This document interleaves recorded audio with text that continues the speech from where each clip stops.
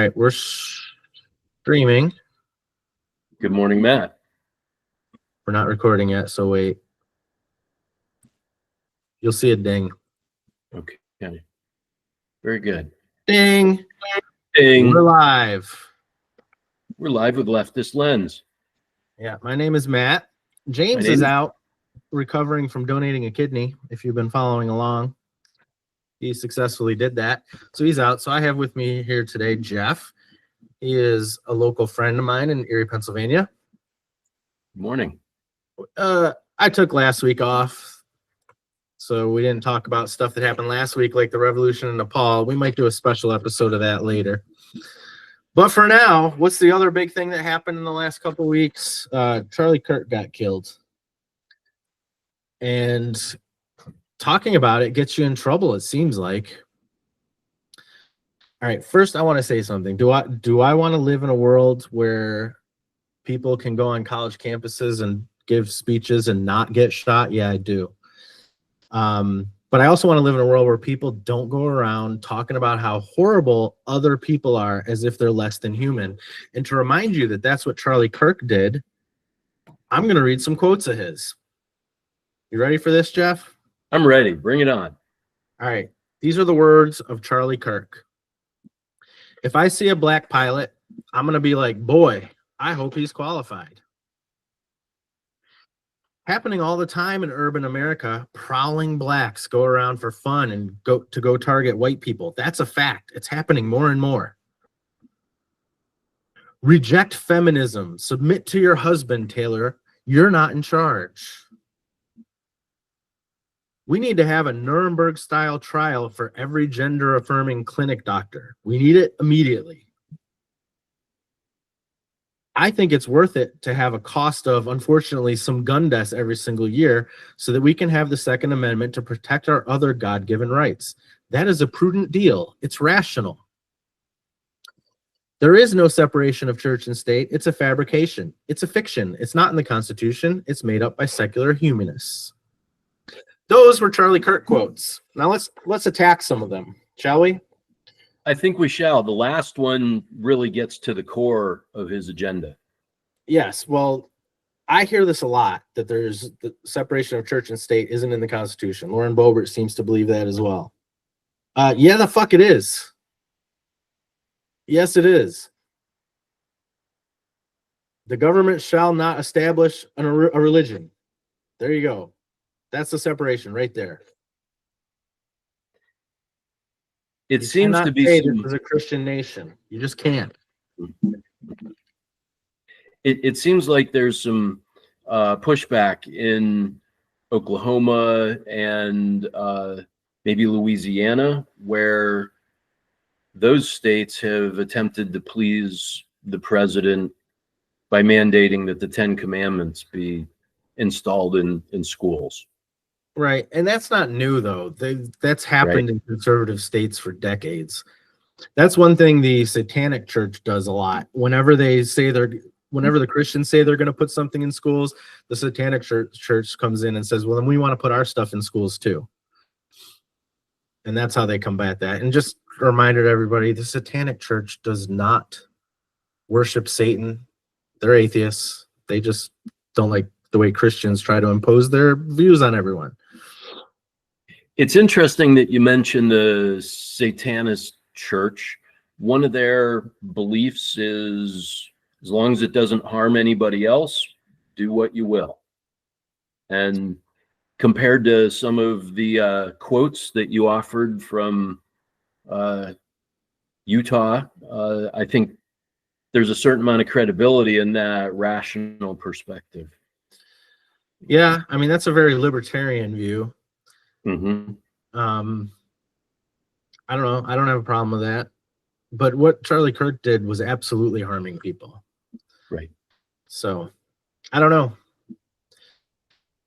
But again, I think gun control could help us with some of this. In fact, on the same day he was shot, two students in Colorado were killed in school.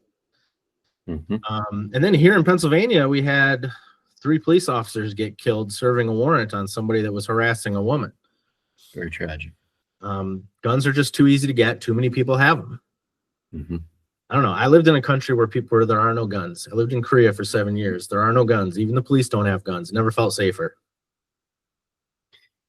Just The saying. Cato Institute survey has been quoted a lot recently about the demographics of mass shooters. And the Cato Institute survey indicates a vast majority of the mass shooters are Caucasian male with a conservative right-wing ideology. It's interesting that they noticed that, being a libertarian think tank, but good on them for telling the truth. All right, that's all we're going to say about that, because I don't want to get canceled like Jimmy Kimmel. We're going to talk about that in a little bit. Right on. Another thing happened. President declared that Antifa is a terrorist organization again. So he did this in 2020 as well, and nothing came of it. Things are a little bit different now because he's surrounded himself with more sycophants than he did before. I'd like to point out, like everyone else, that there is no such thing as the Antifa organization. It's an ideology. It's not an organization. I've never been invited to a meeting or anything like that. So I don't know what that means, but I do think that it's a designation that is designed for him to punish political rivals. That's 100% what he plans on doing.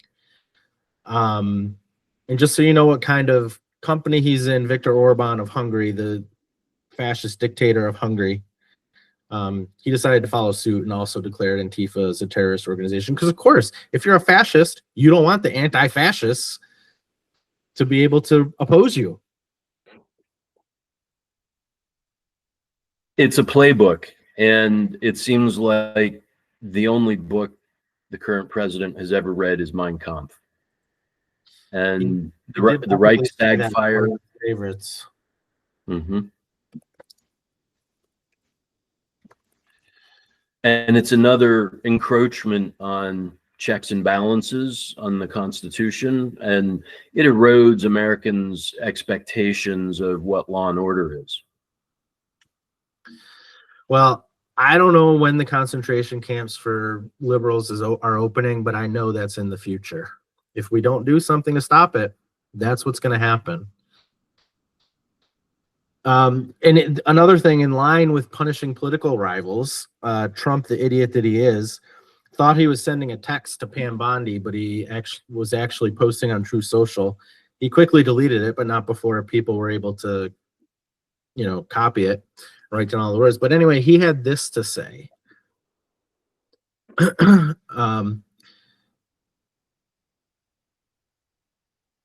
He says, we can't delay any longer. It's killing our reputation and credibility. They impeached me twice and indicted me 5 times. Actually, it was like 95 times.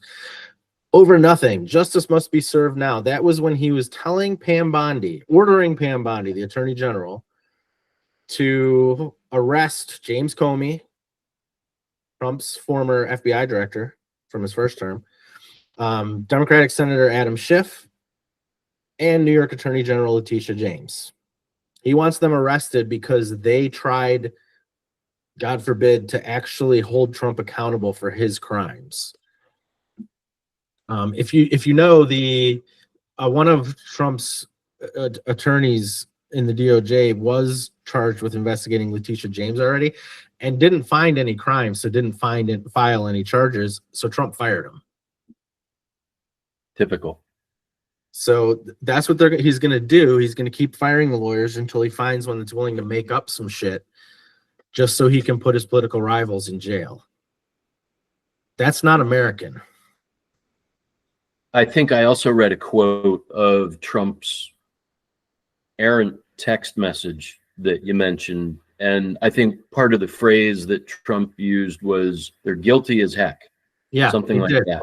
He did. And it's a really dangerous place we're in right now, where the president is determining who's guilty and who's innocent, or who's not guilty, and then is directing his apparatus to enforce his own personal position that's not based on evidence.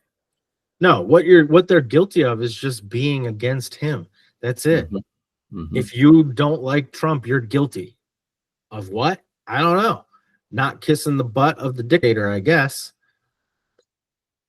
Still don't understand how the fuck 70, 80 million people voted for that asshole. Racism seems to be a strong motivation. Yeah.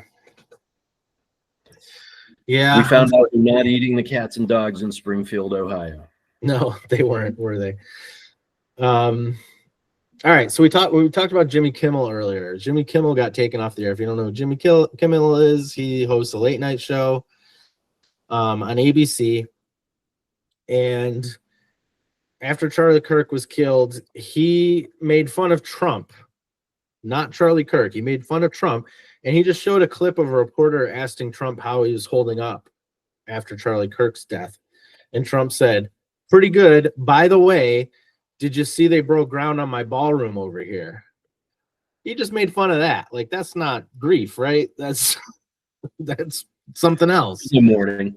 Yeah. Right. Trump also said a Fox News host was interviewing Trump and asked him about something that Kirk had said, and Trump's response is, "Well, I don't think he's saying that anymore," which is kind of funny. But but also, I don't think that's something you say when you're in mourning over a friend, right?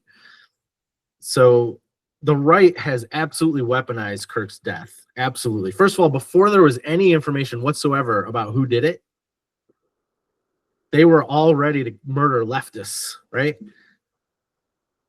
So They many were social accusing- media posts like, "Oh, it's time, you guys better run because we're coming for you." It's just insane. But anyway, so Jimmy Kimmel got taken off the air. How did that happen? Well, after he said that, the chair of the FCC, Brendan Carr, he said that Kimmel can be removed the easy way or the hard way. Don't know what he meant by that. I guess the easy way was Disney, who owns ABC, could just suspend him, which is what did happen. The hard way, people are saying, is that they were threatening to take the broadcast licenses away from ABC affiliates, which is insane. So hours after Brendan Carr said that, Disney did suspend his show indefinitely. People are wondering, how is this a First Amendment issue? Because First Amendment only protects you from the government. Right. The FCC is the fucking government, you morons. The FCC being involved is what makes it a First Amendment issue. If Disney just did it on their own, we wouldn't have a First Amendment argument. We still might think it's shitty that Disney is supporting fascism, but it wouldn't be a First Amendment issue. It's a First Amendment issue because of what Brendan Carr said. And Brendan Carr is the FCC commissioner, is that right? Yeah, he's the chairman of the FCC, Trump's appointee. Mm-hmm.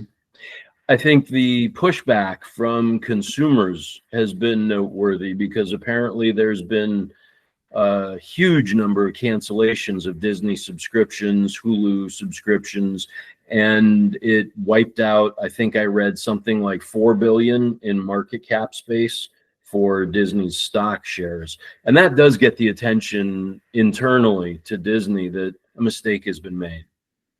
Yeah. Whether they'll do the right thing. I'm always cautious when I see social media posts of people saying, "I'm canceling my Disney Plus subscription" and all this. But Jeff, there are so many people that are still unaware of anything that's happening politically right now. So many. So I'm the stock price falling. I get that investors are savvy. They think that it's going to hit their bottom line. How much is it actually going to hurt their bottom line? I don't know. A little bit. I mean, Starbucks and Target got boycotts when they undid their DEI initiatives. And it did hurt their revenue a little bit, but they didn't put them back, so it wasn't that significant. Just saying. I don't know how many. I know people I follow on social media are canceling Disney and Hulu and stuff, but that's an echo chamber. I don't know how many people are actually doing it. But I would like it for everybody to do it. Everybody. Learn how to BitTorrent. Right. In the meantime, we're also looking at what Kimmel and Colbert and other comedians might do to form their own comedy network. You know, we talk about the Comedy Channel. But there's also the project that Will Ferrell started called Funny or Die. And that was sort of like a Vine or a TikTok type platform for comedians to do really short bits and maximize their exposure.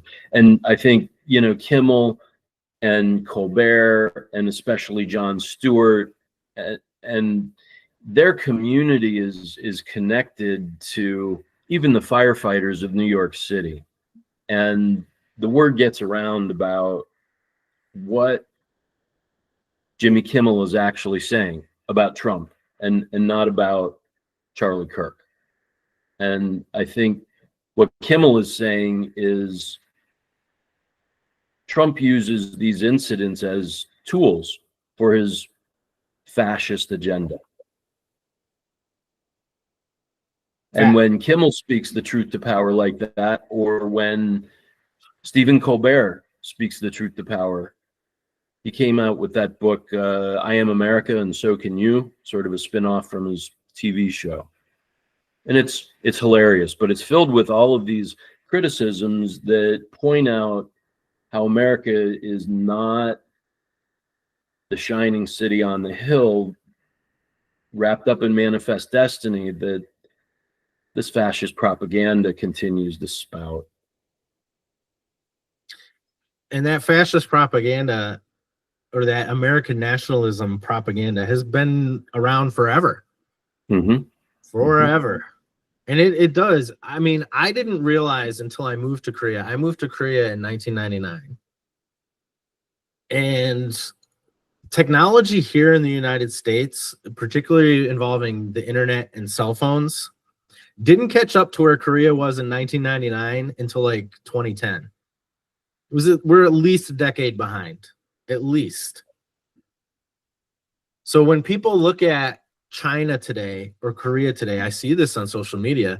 They'll show things that they have there and they'll say they're living in the future. No, the fuck they're not. They're living in the present. We're living in the past. We are been held back by conservatism forever. Mm-hmm. There's a growing perception in the international community that the United States is an underdeveloped country. And the examples of solar power, wind power, you mentioned cell phone technology and, you know, near field communications, advertising, geofencing, things like that. It really is much more developed in European countries and Asian countries. And those countries don't have Republicans and they don't have gun laws like America does. They don't have Republicans, but they do have fascists. They're just not in power presently, although they have been. Great Britain elected a fascist a few years ago. Italy did too. So it does happen from time to time. But they have a much stronger resistance, and they're much further to the left to begin with. So when that happens, they don't go this far to the right. They just do things like Brexit, which ask people in Great Britain how they feel about Brexit today. But anyway, well, Jimmy Kimmel's being punished for his pointing out that Trump wasn't really in mourning.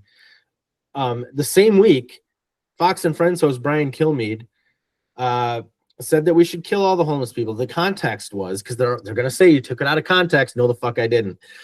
The context was a different host said that the government needs to round up all the homeless people and offer them the help they need, you know, mental health treatment or drug treatment or whatever, to get off the streets. And if they refuse that treatment, they should go to jail. That's when Brian Kilmeade chimed in and said, or we could just kill them all. There's your context. He still has his job. Yeah, Brian Kilmeade really introduces another inflammatory comment to stir up the base. You know, we talk about how does Trump get away with this? Why did 70 or 80 million people vote for him? And it's because of this network Trump is creating to spew this bullshit and to poison it's dehumanization. Republicans literally don't look at anyone other than other Republicans as being human. Immigrants are less than, trans people are less than, liberals are less than, they're all less than. People of color, less than. Cisgendered, straight, white people are the only people they consider human. That's the nuts and bolts of it. All right, moving on. Tom Homan, we've talked about him on here a lot. He's such a piece of shit. Found out that he was being investigated for taking bribes. $50,000, I think, was the number. Right. Of bribes he took from undercover FBI agents. Well, when Trump was elected and took over the DOJ, he had that investigation shut down. So there will be no consequences for the corruption of Tom Homan. Lovely. So let's identify who Tom Homan is. He is the border czar, the ICE director. He's yet another one of these fascists who is promoting the current president's agenda. And that money was offered in exchange for favors from Trump. What those favors are, we don't exactly know, but we know quid pro quo is how Trump operates. Right. And he claims to be a deal maker. And it's interesting that the FBI began this sting. You know, they have a history of doing that with Abscam in the late 70s and posing as foreign investors and offering U.S. senators and representatives money. And you mentioned James Comey, and it's noteworthy what his role is in getting Trump elected in 2016 when he released that memo a week before the election about Hillary Clinton's emails. Right. Even though it looked very, very much like Hillary Clinton would win that election, even if it was close, Comey's memo a week before the election certainly shifted some things. Right. It's also interesting to note that Trump wants Comey arrested for investigating his collusion with Russia in the 2016 election. It's important to note that Comey found there was no collusion, so I don't know what Trump's mad about. Right, and that he would even try to have Tom Homan bribed, because it does seem like there's at least dismissing the case is Trump figuring out where this man's loyalty is. Right. And well, remember, Trump also dismissed the case against New York City Mayor Eric Adams, the bribery and corruption charges that he was facing. So Pam Bondi knew about the sting on Tom Homan, and Kash Patel obviously knew also. Yeah. We'd like to remind everybody that Pam Bondi also knew about Jeffrey Epstein getting away with his crimes in the 90s. She was involved in that as a lawyer. Okay. She's a piece of shit too. Another puppet. Another what? Another puppet. Yeah. All right, moving on. This happened in Chicago, I think. Kat Abigazala, who is running for Congress in Illinois. We like her here on Leftist Lens. Yes, we do. She used to work for Media Matters, where her job was to watch Fox News and break down their lies. She got laid off at some point, and now she's running for Congress. I hope she wins. If you live in her district, go vote for her. Well, her and others were attempting to inspect an ICE facility in or around Chicago. And there's video of this. ICE got violent with everybody, as they do, while they're wearing their masks, so you don't know who they are. Pussies. They threw her to the ground pretty violently. You have anything to say about that? Well, again, this is the typical MO of the modern Gestapo. Immigration control enforcement. And we certainly wish Kat the best, and we also wish her victory in her upcoming elections. But certainly, you got to ask, did they target her? Did they have her picture? Did they know who she was? And at the same time, the fact that they would act that way towards anybody rather than give a verbal command? Or what's the reason that they're in Chicago in the first place? I don't know, Jeff. That, you know what? That's another thing. Stephen A. Smith. I don't know if you know who he is. He's a basketball commentator. Yeah, he's a commentator on ESPN. He talked about that we should just adjust to the troops in our cities. No, the fuck we should not. We need to resist this every way we can. Mm-hmm. Every way we can. I still don't understand what the fuck the labor unions are doing. As a member of one, I'm disappointed as hell that the labor unions aren't standing up to this, because that's the last group that could actually do something to stop this. The Democrat politicians aren't doing anything. They're just hoping they win in a landslide in 2026, and I think that's a big if. The military is following illegal orders left and right, so they're not going to help us. The labor unions are it. And despite the fact that this regime is doing everything to make labor unions illegal, they very well may become illegal by 2028. They're not standing up for themselves and doing anything. I know that political strikes are not legal. So the fuck what? What are you going to do? At least have some sense of self-preservation. Another problem unions face is the unfortunately large number of members of unions who actually have anti-labor views. And for the Teamsters union to endorse Trump based on probably internal polling, the Teamsters union created that. That's what we sometimes call yellow dog union, where they're, you know, maybe even card-carrying members of the union, but their actions really betray that. And you recall that Trump sent his labor secretary to Erie to participate in the Labor Day parade, and she rode in a wagon with the Teamsters. And it was myself, my SEIU 668 Chapter 1 chair, and another shop steward that started shouting down the labor secretary and telling them that they weren't welcome. And then the Secret Service started to engage us.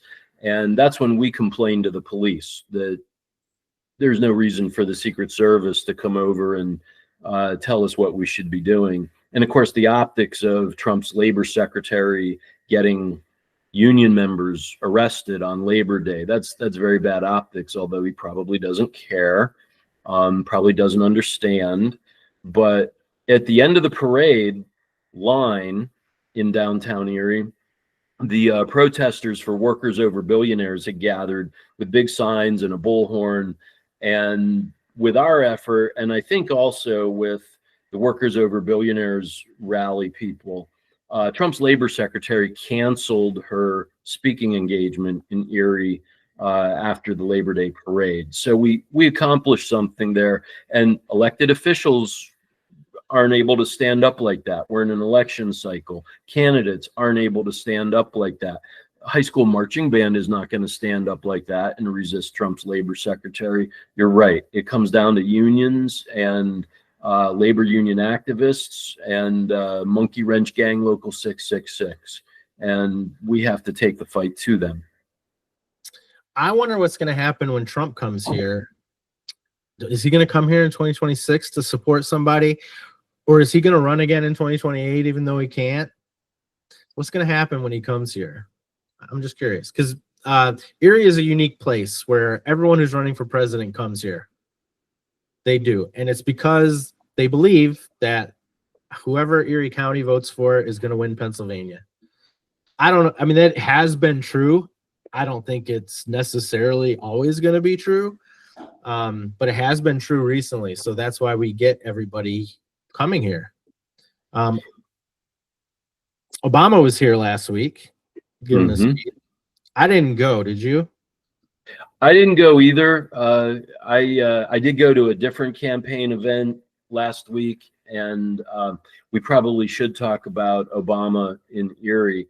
I think one other thing that we might mention in terms of what unions can do and how those internal politics work In 2016, my local SEIU 668, I'm drinking from the mug right now, a lot of the membership wanted to endorse Bernie Sanders because he has genuine pro-labor views, and his history of proposing legislation, especially in terms of healthcare and the minimum wage, is progressive and to the left where this nation really needs to be.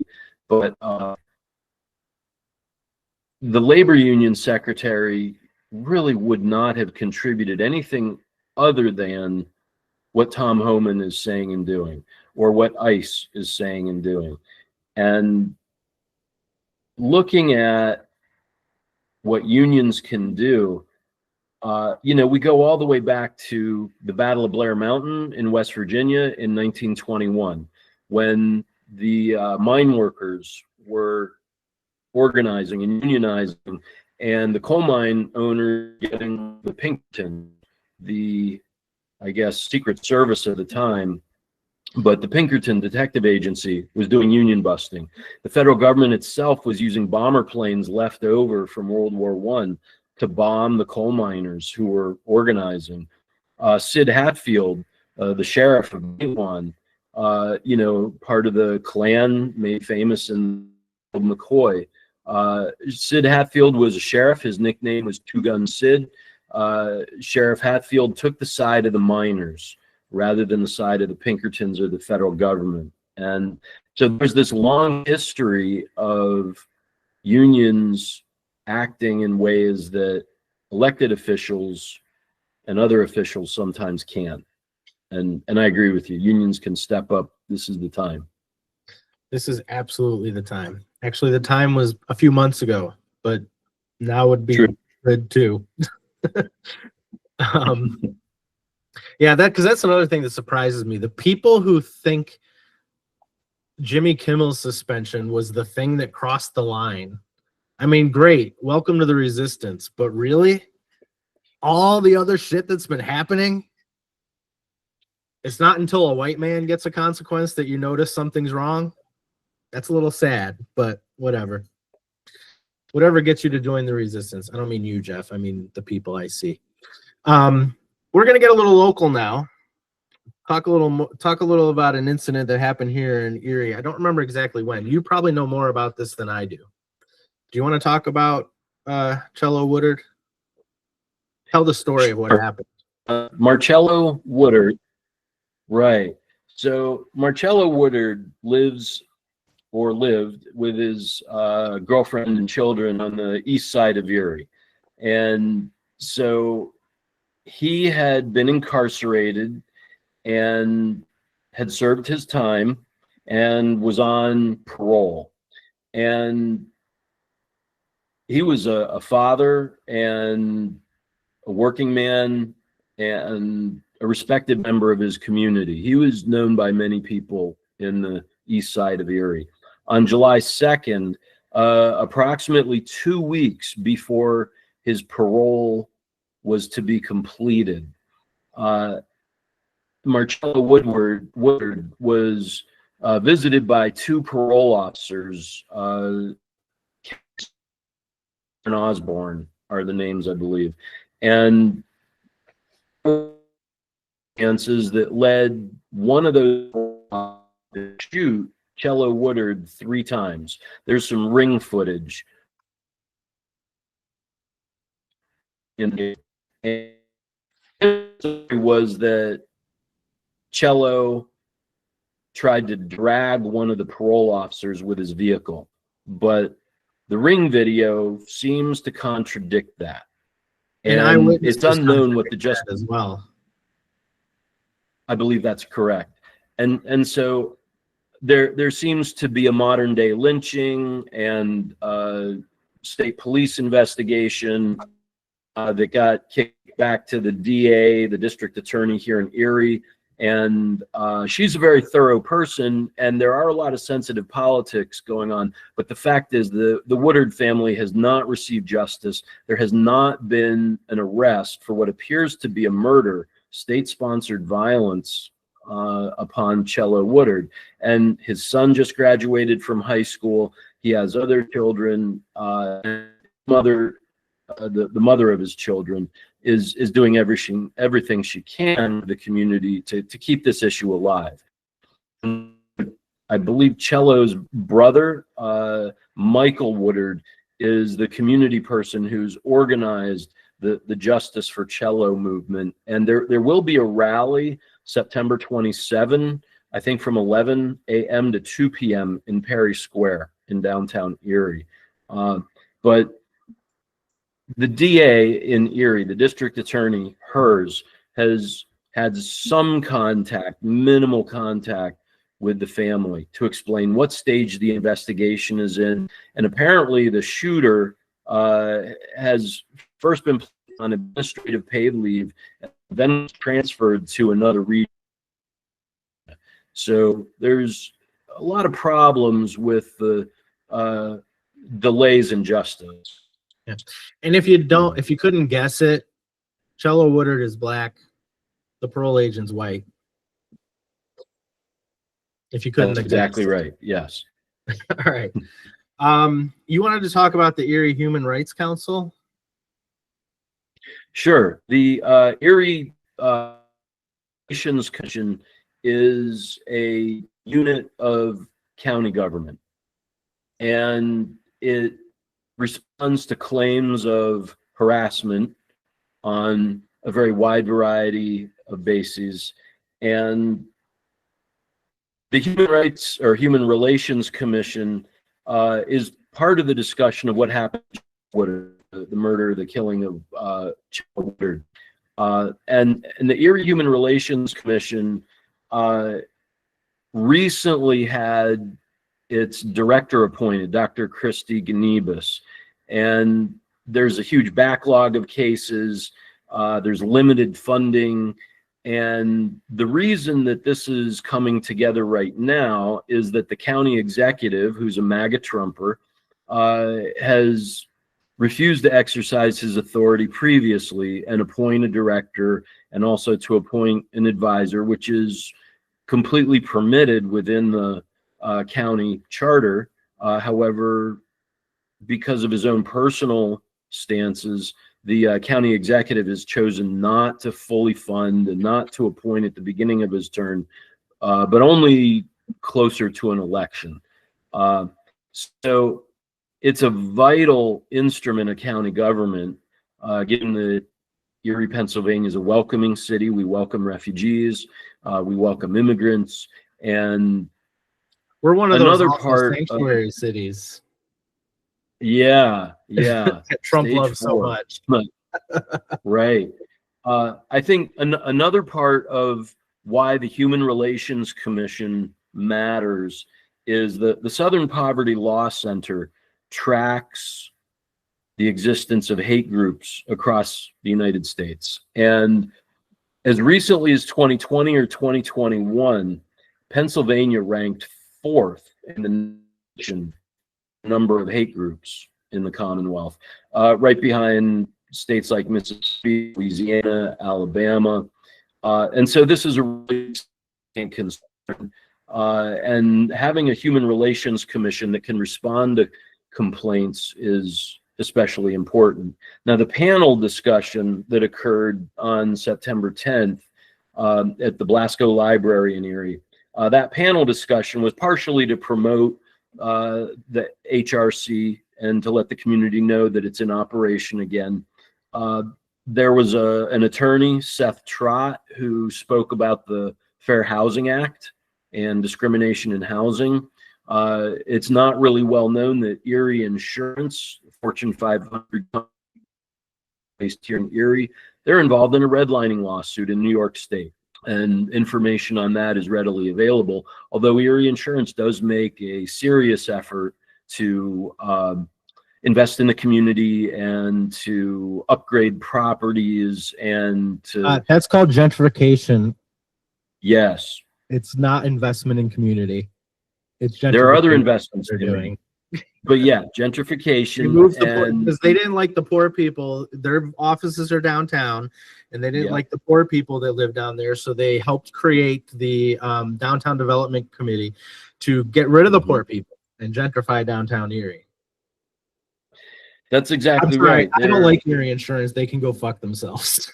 The only billionaire we have in Erie is the guy that started that, the former CEO of Erie Insurance, and he can go fuck himself too. You know, I appreciate your bluntness, Matt. That's fantastic. I think the Cello Woodard shooting is a focal point for the Human Relations Commission. And because we're coming up on elections in November involving the county executive, I think the candidate opposing the incumbent, her name is Christina Vogel. There's an interesting history in Erie. You talk about Erie and Erie County being a bellwether, and it's actually been a bellwether historically.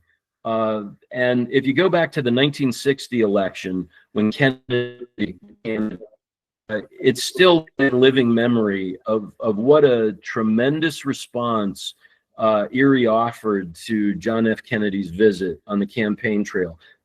It just an enormous crowd, like Obama speaking at the Erie Insurance Center. And one of the things about Erie County is that there's a big rural farming community in Erie County, in the Erie region of Northwest PA. A lot of farming up here. The Erie County region around Lake Erie is 14,000 acres of grapes. It's the second largest wine growing region in the country after Napa Valley. At the same time, Erie has a very long history of being a manufacturer in the United States. At one point, Erie was the fourth largest manufacturing city in the world. From 10, the Lake Erie was the world's largest supplier of freshwater fish. And in 1917, when General Electric built their railroad plant, they were capitalizing on the destruction in Europe from World War I and rebuilding locomotives and all the parts that go for that. But Erie has been a bellwether, I would suggest, for a longer time than just recently, because of the unusual mix of rural and farming community voters, as well as more urban voters that were part of Erie's industrial economy. Erie still produces 10% of the nation's injected molded plastics. That's an enormous industry here in Erie. It is. But there are other global companies have plastics factories here, which has always intrigued me, why there's so many of them here. There's a company called Erie Strayer, which had a successful strike.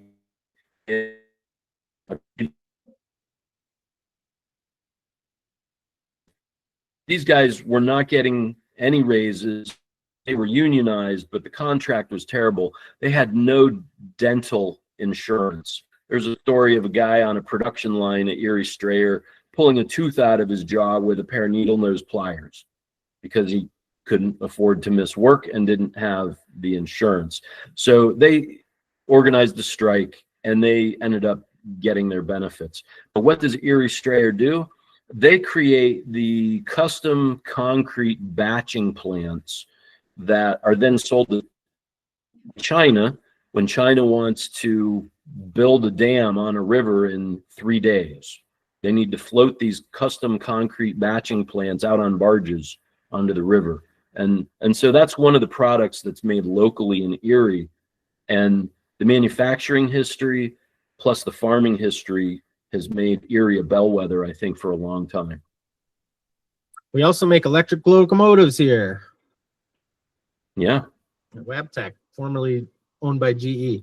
All right. I think that's all the items of import. I got one frivolous thing to talk about, also local. Erie Seawolves, AA affiliate of the Detroit Tigers, are about to play their 4th consecutive Eastern League Championship Series. They've won the last 2. So they might be 3-time defending champions next year. Who are they playing? I don't even know. It's the Binghamton.